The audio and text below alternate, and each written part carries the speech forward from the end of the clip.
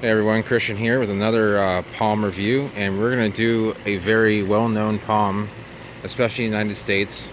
It's the Sabal Palmetto. Now, this one was growing here wild. I imagine this is a developed community. This is an apartment complex where my mother lives, and they left it there to give it a natural look.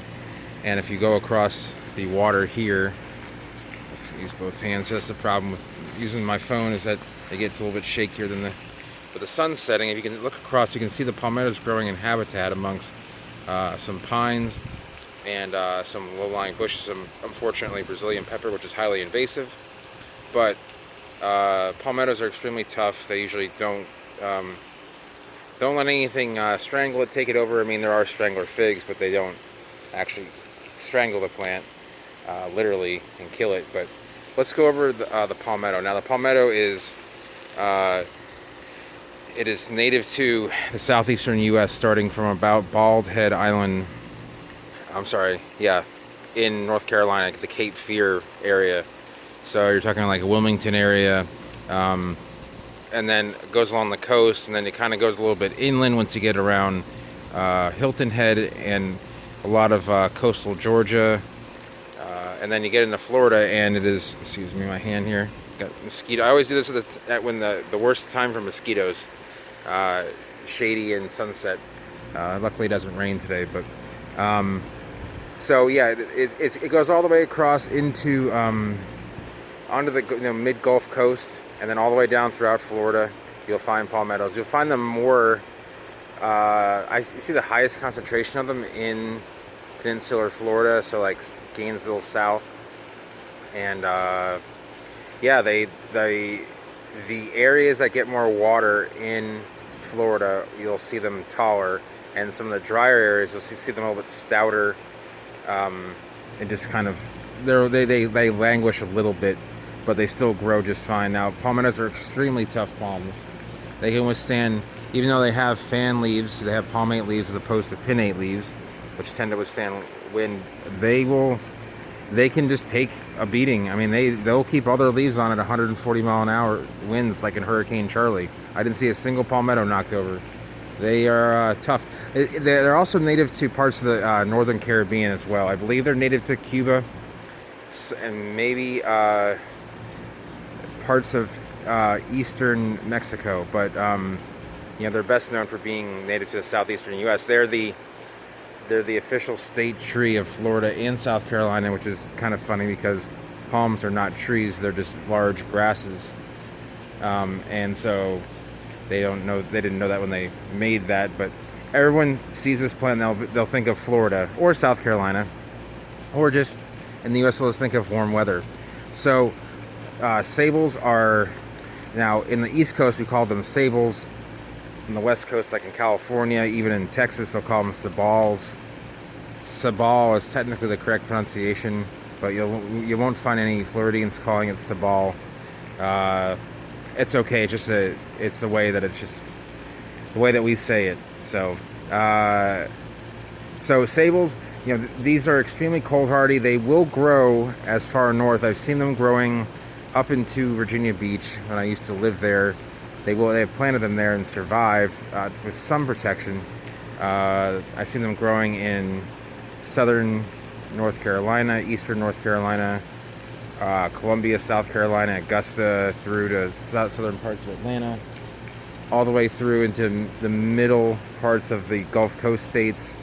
And then you get into Texas, you start getting this little Brazoria County or Sabal texana sort of look. It's a stouter leaf, a bigger trunk, and I don't know, there seems to be a natural hybrid that goes on somewhere in Louisiana that starts happening, or eastern Texas. I'm not entirely sure, but with that said, palmettos are probably the most well known of all the sabals. It includes, I'll do some other sabal reviews, but palmetto is so easy to find in Florida that I figured I'd do this here and now.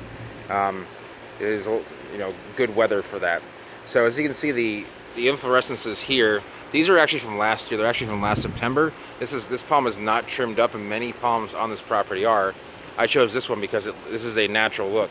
You will find them mostly chopped up in carrot tops, where you get only the first 4 or 5 leaves will stay on it, and that won't hurt the plant, but it does make it harder for it to grow faster. So these are the old inflorescences from about 9 months ago. You can see the whitish color flowers going on there, real light green. That's this year's, and those seeds should be ready in September. It's typical of a lot of sabals and a lot of native palms here. The leaves are extremely cost to palmate. If you can see the folding in them right there, they're not flat fan leaves, they are very folded fan leaves. So this one has started to lose all its boots, which is a sign of it being quite old. They usually do that at about 30 years old or so, as approximate age. You'll see them some with cross hatching on it, and you'll see some without. And it really depends on how old that palm is, because you can have a 10-foot palmetto with it, 10-foot palmetto without it, and really one is just older, and that's the one with the cross. That's the one without the cross hatching. So the seeds of this plant are extremely easy to germinate.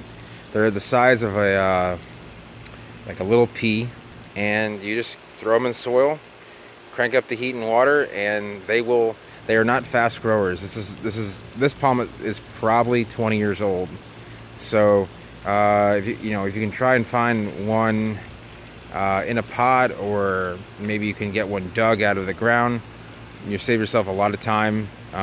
It may not be the cheapest way to do it, but if you really want a mature palmetto, it's going to take you a long time to do it from seed.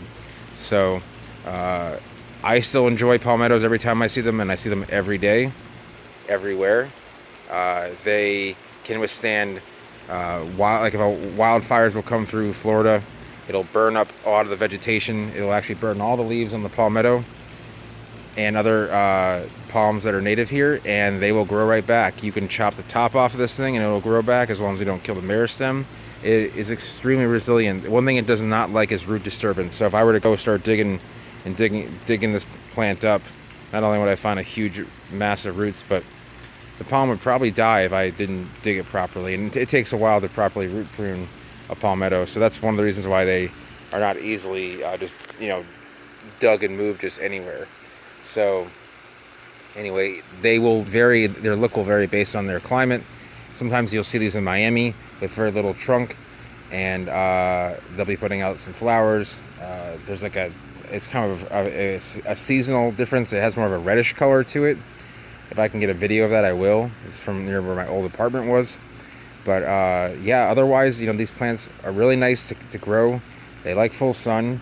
They'll take it swampy, or they'll take it extremely salty, really dry. They just don't want their roots, as one of my mentors would say, disturbitated. So they don't like their roots disturbed.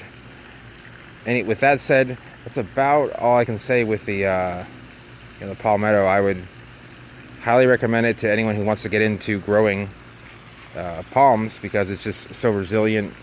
It's cold hardy. It's easy to get a hold of. There's a lot of material on the subject. This is probably going to be one of many videos of palmettos you will find on the internet. But there's good reason why there is, because it's very common. It's very easy to grow, and it's well used throughout the landscape here in Florida. So if you have any more questions, you can leave a comment below. If you enjoy these videos, go ahead and subscribe, and there'll be many more to come. And I hope you had a good 4th of July, and hope you enjoy your weekend. Have a good day.